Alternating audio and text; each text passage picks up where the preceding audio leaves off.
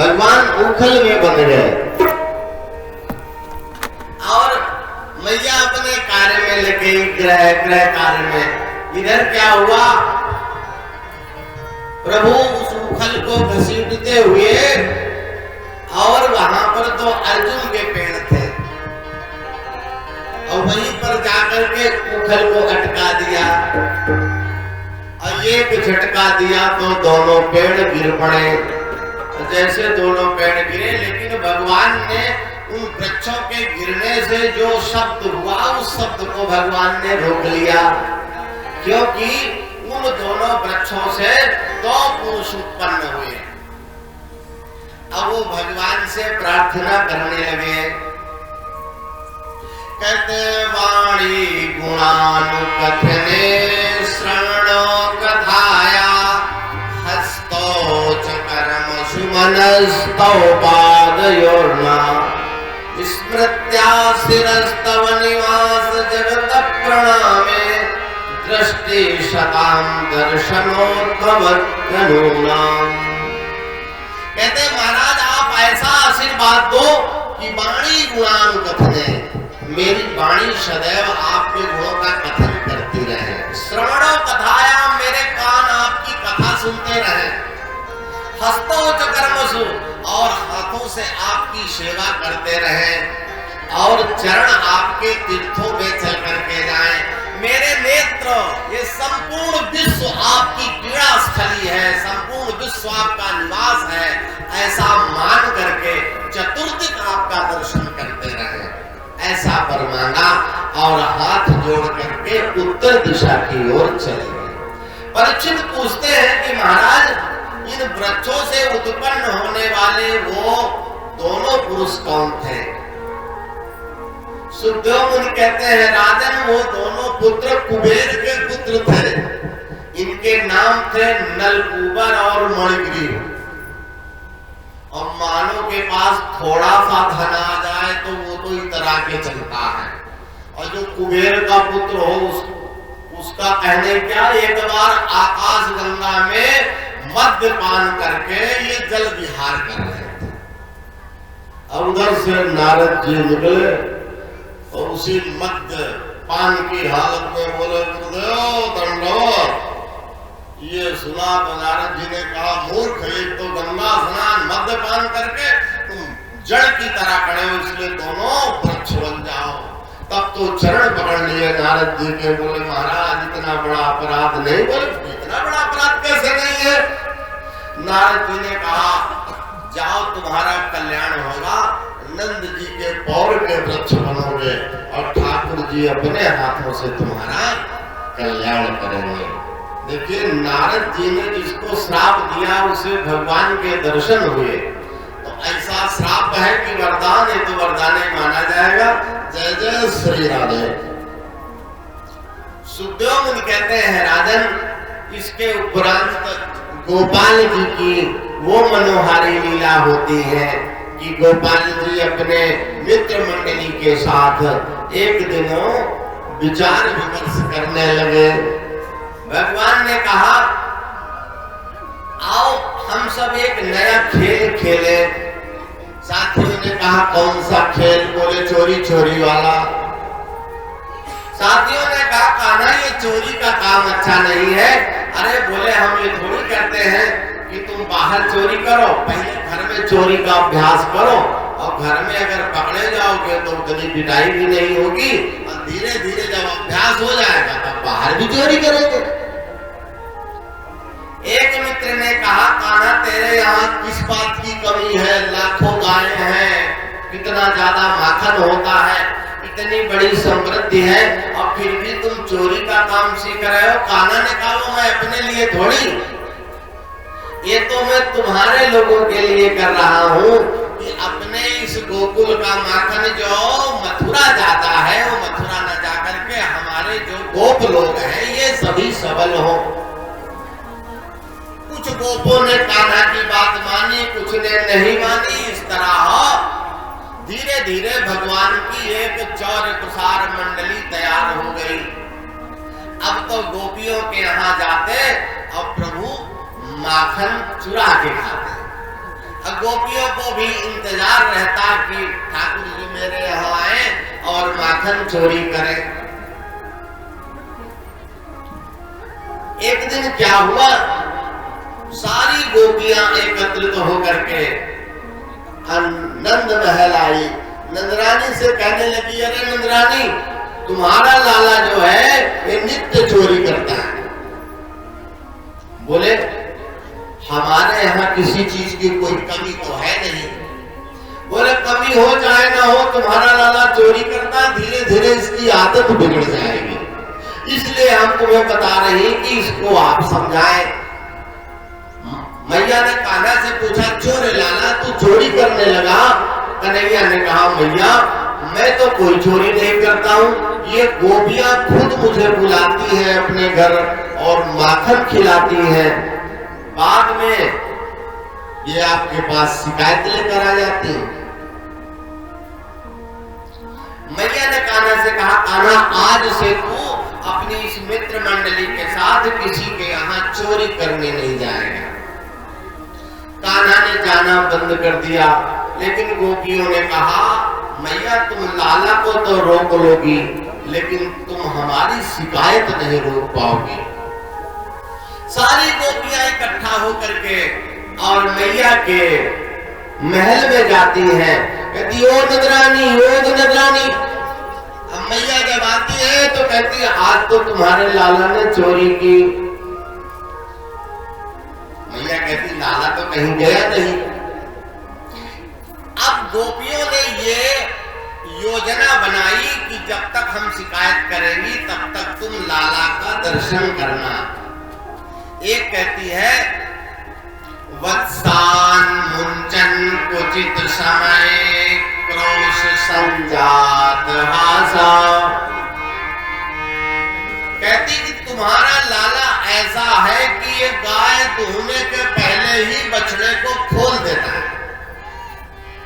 मैया ने कहा, ये तो इसकी आदत है कि जब मैं गाय दूहने जाती हूँ तो ये तो बछड़ा खोल देता। कहती नहीं, समय पे नहीं, असमय गाय दूहने के पहले ही खोल देता है। मैया ने कहा, समझा दो, और अगर कहीं कोई तुम्हारा माखन खा भी ले तो हमारे यहाँ माखन की कमी थोड़ी है, हम तुम्हें जितना खाएगा उससे 4 गुना माखन दे देंगे। गोपियों ने कहा, नंदरानी, लाला के माखन खाने से हमारा माखन कम थोड़ी पड़ेगा, पर ये खुद खाता है और बानरों को खिलाता है, और जो माखन के भांड होते हैं उन्हें भी तोड़ देता है। दूसरी कहती है, अगर मैं कभी से डांटने लगती हूँ तो ये ऐसा हंसने लगता है कि इसकी हंसी में मैं खो जाती हूँ। मैया कहने लगी, एक काम किया करो, माखन को थोड़ा अंधेरे में छिपा के रख दिया करो। बोली, वो भी करके मैंने देख लिया। एक दिन मैंने अंधेरे में माखन छुपाया तो लाला को जो तुमने हीरे जवाहरात पहना रखे हैं उसके प्रभाव में वहां पर प्रकाश हो जाता है। तो बोली, एक काम करो, थोड़ी ऊंचाई पे माखन को रख दिया करो। बोली, वो भी करके देख लिया। मैंने एक दिन ऊंचाई पे माखन को रख दिया, सीकर में टांग दिया, तो ये अपनी मंडली बना करके पूरी गोल बना करके एक के ऊपर दूसरा, दूसरे के ऊपर तीसरा, उन्होंने उस सीकर से मटके को निकाल लिया। अरे बोले, ज्यादा ऊंचाई पे टांगोगी? बोले, ज्यादा ऊंचाई पे भी मैंने माखन टांग दिया। एक दिन तो मैंने नीम के पेड़ पे माखन टांग दिया। तो बोली, क्या हुआ? मटका तो ऊपर अटका, तुम्हारे लाला ने उसको नीचे से मटके को फोड़ दिया और माखन सारा नीचे टपका। इस तरह गोपियां शिकायत करती है। और कन्हैया को मैया ने बुलाया, बोले, चोरे लाला, तू चोरी करने लगा है और तू चोरी करेगा तो किसी अच्छे घर में तेरा ब्याह नहीं होगा। लाला ने कहा, मैया मैं तो चोरी नहीं करता हूँ, इन गोपियों से कह दो कि ये मुझे पकड़ के दिखाएं। मैया ने कहा, देखो मैं तुम्हारी बात पे विश्वास नहीं करती हूँ और तुम मेरे लाला को पकड़ के दिखा दो तो मैं मान लूंगी। एक गोपी ने कहा, नंदरानी, अपने लाला का पक्ष ना लो और तुम कहती हो तो हम पकड़ के भी दिखा देंगी। बोले ठीक है। अब क्या हुआ, एक प्रभावती नाम की गोपी थी, उसने एक दिन सुंदर पद्मगंधा नाम की गाय का सुंदर बढ़िया माखन निकाल करके रखा और कन्हैया अपनी पूरी टोली के साथ पहुंचे। देखा तो गोपी ताजा माखन निकाल रही है। कन्हैया अब उसने क्या किया कि माखन तो रख दिया सीकर में, ज्यादा ऊंचाई पर नहीं था, और स्वयं जल लेने चली गई। और जब वो जल लेने गई, इसी बीच में कन्हैया पूरी मंडली के साथ प्रविष्ट हो गए, माखन खाने लगे। तब तक वो गोपी घर के अंदर प्रविष्ट होती है। जैसे घर के अंदर प्रविष्ट होती है तो सारे गोपगण तो भाग लिए। अब पकड़े गए कन्हैया। आकर के गोपी ने कान्हा का हाथ पकड़ लिया, कहने लगी क्यों रे लाला, तू तो कहता है कि मैं चोरी नहीं करता, आज तो पकड़ा गया। कान्हा ने कहा मैं कहाँ पकड़ा गया, अरे मैं तो अपने घर में माखन खा रहा हूँ। अरे बोले लाला ये तुम्हारा घर नहीं है। कन्हैया ने कहा फिर तो मुझे धोखा हो गया, नहीं तो मैं तो सोच रहा था अपने घर है, और इस मटके में तो मैं खा भी नहीं रहा था, मैं तो देख रहा था चीटी वीटी तो नहीं पड़ी है। बोले लाला ये सब अपनी मैया से बताना, तुम्हारी मैया कहती मेरा लाला चोरी नहीं करता, और देखो तुम्हारे मुख में माखन लगा हुआ है। अब तो मैया ने कान्हा का, उस गोपी ने कान्हा का हाथ पकड़ लिया और हाथ पकड़ करके लेके चली। कान्हा ने कहा गोपी आज छोड़ दे, आज के बाद मैं चोरी ना करूंगा। गोपी ने कहा मैंने तो नंदरानी से वादा किया है कि मैं तेरे लाला को पकड़ के दिखाऊंगी ये चोरी करता है। अब लेके जा रही थी, गांव में मार्ग में बड़े बुजुर्ग दिखाई दिए। गोपी ने घूंघट कर लिया, और जब गोपी ने घूंघट किया, कान्हा ने सोचा मौका अच्छा है। उनका एक सखा सुबल नाम का दिखाई दिया, उन्होंने बुलाया आजा आजा। बोले क्यों? अरे बोले माखन खिलाने के लिए गोपी लेके जा रही है। बोले मेरा तो पेट बहुत भरा हुआ है। भगवान की माया से उन्होंने उस सखा को बुलाया और गोपी से कहा मेरे हाथ में दर्द हो रहा है, दूसरा हाथ पकड़ लो। गोपी ने छोड़ा, दूसरा हाथ उन्होंने सखा का हाथ पकड़ा दिया। और प्रभु की माया से जान न पाई, और कान्हा चुपचाप दूसरे द्वार से घर में आके प्रविष्ट हो गए। अब गोपी तो आ रही कि आज रानी से कहूंगी कि मैं तो कान्हा को पकड़ लाई। और इधर कन्हैया आके मैया से कहने लगे मैया गोपियों ने तो मुझे तंग कर रखा है, कहती तुम चोरी करो चाहे न करो, मैं तो मैया से तुम्हारी शिकायत करूंगी। मैया कहने लगी लाला कोई शिकायत करेगी तो मैं ऐसे थोड़ी ना मान लूंगी, अब मैं तो अपने लाला की बात मानूंगी। बोले मैया तुम लाला की बात न मानोगी, तुम तो गोपी की बात मानोगी। आपस में माँ बेटे में ये बात हो रही, तब तक एक ने किवाड़ खटखटाए। बोले ओ नंदरानी, ओ नंदरानी। कान्हा ने कहा मैया कोई शिकायत लेकर आई होगी। अरे बोले नहीं किसी दूसरे कार्य के लिए आई होगी, कोई जरूरी थोड़ी की शिकायत लेकर के आ जाए। तब तक मैया ने द्वार खोले, वो घूंघट किए बोली वो कहने लगी नंदरानी देखो अपने लाला के कार्य, आज ये रंगे हाथ पकड़े गए, चोरी करते हुए माखन से हाथ सने हैं, मुंह में माखन लगा है। अब तो कहोगी कि मेरे लाला ने चोरी नहीं की। मैया ने देखा, बोली अरे बावरी जरा घूंघट तो उठा अपना। और जैसे घूंघट उठाया तो देखा अपने ही लाला का हाथ पकड़े थी वो। अब तो शर्म से पानी पानी हो गई, कहने लगी अरे नंदरानी मैं सच में कहती हूँ कि मैं तो कन्हैया को ही लेकर के आई थी, और मार्ग में पता नहीं क्या हुआ। मैया कहने लगी मैं आज समझ गई, तुम सब मेरे बेटे से ईर्ष्या करती, इसलिए उसका नाम हमसे कहती हो कि कान्हा चोरी करता है, मेरा कान्हा चोरी नहीं करता। और गोपी शर्मिंदा होकर के जब जाने लगी तो कान्हा देख करके मुस्कुरा रहे थे।